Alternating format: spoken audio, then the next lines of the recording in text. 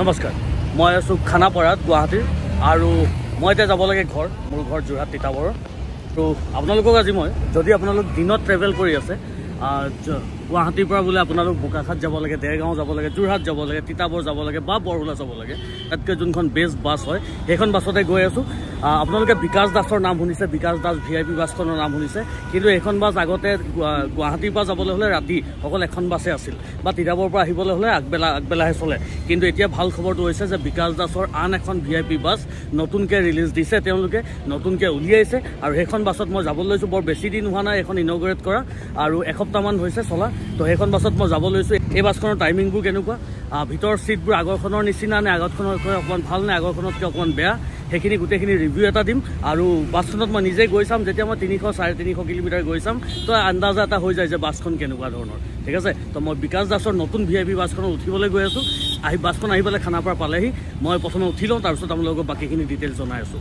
ৰাতিপুৱা 8:15 গুৱাহাটী ISBTৰ পৰা এইখন বাছ এৰে আৰু খানাপাৰাত ৰাতিপুৱা 9:15 এই বাছখন যোৰহাট অভিমুখে ৰাওনা হৈ যায় চ' আগৰ বাছখনৰ দৰে ইয়াতো জুবিন গাৰ্গৰ ধুনীয়া পোষ্টাৰ এখন আছে আৰু নতুন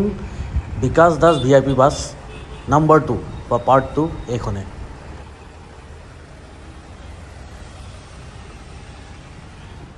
বাছখনৰ ভিতৰলৈ যাওঁ আহক তো বাছখনৰ ভিতৰত উঠাৰ লগে লগে আপোনালোকে নৰ্মেল যিবিলাক আমাৰ ছুপাৰ বাছ বা স্লিপাৰ বাছ থাকে তেনেকৈ তলত ছিটিং এৰিয়াটো আছে 1/2 আৰু ওপৰত শ্লিপিং এৰিয়াটো আছে মোৰ চাইডে আপোনালোকে দেখা পাইছে ওপৰৰ ফালে এজন হ'ব পাৰে আৰু বাওঁ চাইডে দুজন স্লিপাৰ পেচেঞ্জাৰ যাব পৰাকৈ বনোৱা হৈছে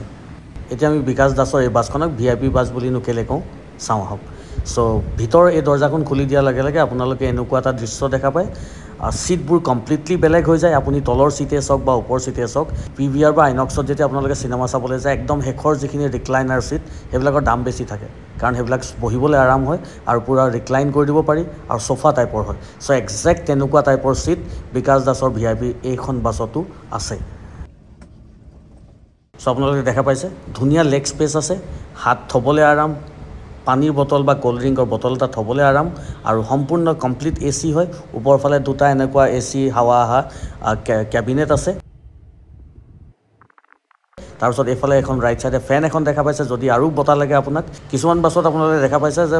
এনেকুৱা ধৰণৰ ফেন থাকে কিন্তু জাষ্ট শ্ব'ৰ কাৰণে থৈ দিয়ে যে ফেনখন নচলে কিন্তু বিকাশ দাসৰ ফেনখন চলে মই চালোঁ আৰু আটাইতকৈ ভাল লগা কথা ইয়াত চাৰ্জিং প্লাগ আছে আপোনালোকে নিজৰ মোবাইলবোৰ বা টেবলেটবোৰ বা লেপটপত চাৰ্জ দি যাব পাৰে এতিয়া ওপৰৰ এই স্লিপাৰটোলৈ উঠি চাওঁ আহক তো VIP স্লিপাৰটো এনেকুৱা ধৰণৰ যিহেতু পেচেঞ্জাৰ অহা নাছিল চান্সতে মই উঠি ল'লোঁ আৰু আপোনালোককো দেখাই দিওঁ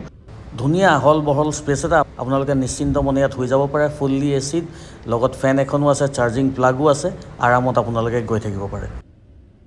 আৰু এনেকুৱা নহয় যে অকল VIP ছিটকেইটাহে বহুত বেছি ভাল আগফালৰ ছিটকেইটা যদি আপোনালোকে মন কৰে নৰ্মেল যিবিলাক আমাৰ ছুপাৰ থাকে নৰ্মেল স্লিপাৰ ছুপাৰ থাকে তাতকৈ আপোনালোকে চাফ চিকুণ দেখিব তাতকৈ উৎকৃষ্টমানৰ দেখিব আৰু আটাইতকৈ ইম্পৰ্টেণ্ট কথা নন VIP ছিটকেইটাটো যদি বহে আপোনালোকে নিজৰ মোবাইল বা টেবলেট বা লেপটপত কাম কৰি চাৰ্জ দি যাব পাৰিব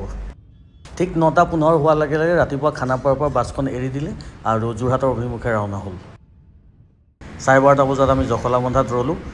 জখলাবন্ধাত আধা ঘণ্টা ৰখাৰ পিছত আকৌ যাত্ৰা আৰম্ভ হ'ল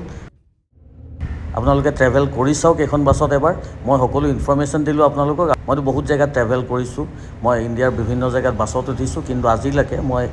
এই বাছখনৰ নিচিনা বা বিকাশ দাস VIP বাছখনৰ নিচিনা ভাল বাছত ইয়াতকৈ ভাল বাছত মই আজিলৈকে উঠা নাই